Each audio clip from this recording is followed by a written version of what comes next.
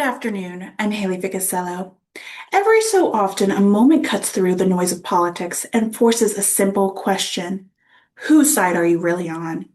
This weekend, Minnesota Governor Tim Walz answered that question, not at home, but on the stage in Barcelona, Spain. At the Global Progressive Mobilization Forum, an event openly built to oppose conservative leaderships worldwide. Governor Walz took aim at President Donald Trump and Vice President J.D. Vance. Feeble-minded, trigger-happy, no exit plan. A monstrosity in the White House. Let that sink in. A sitting American governor standing in front of a foreign audience calling the President of the United States a monstrosity. That's not criticism, that's escalation. Now, let's be clear. In America, we debate, we argue, we challenge power. That's a part of who we are. But there's a line between debating your country and diminishing it abroad.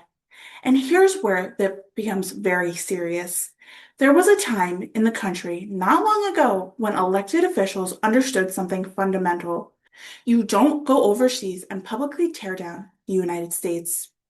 In another era, rhetoric like that would have been viewed as deeply disloyal, even reckless. Not leadership, not diplomacy, and certainly not putting America first. Governor Walz accused President Trump for launching the war with Iran, with no threats, no objectives, and no exit planned.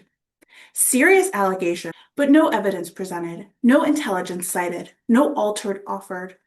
Because this wasn't about informing, it was about inflaming. And while Governor Walz was commanding attention in Barcelona, back in Minnesota, there was a serious unanswered question. Billions of dollars in alleged fraud, programs meant to serve vulnerable communities. Instead, exploited on massive scales, and it happened under his watch. And when whistleblowers came forward, instead of being protected, reports indicated they were sidelined. Some say retaliated against.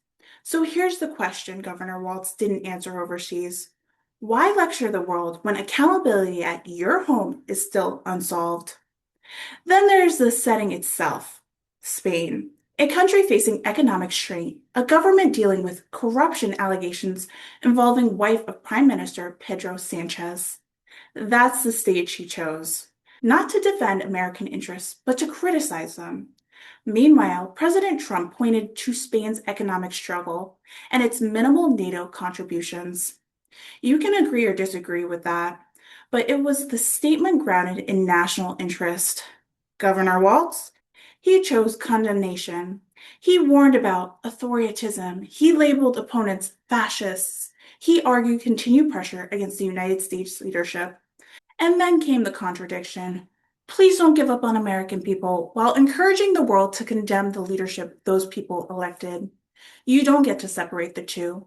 Leadership means accountability. Leadership means discipline. Leadership means fixing what is broken at home before criticizing your country abroad. This weekend, Governor Walz had a choice: represent the United States or rebuke it.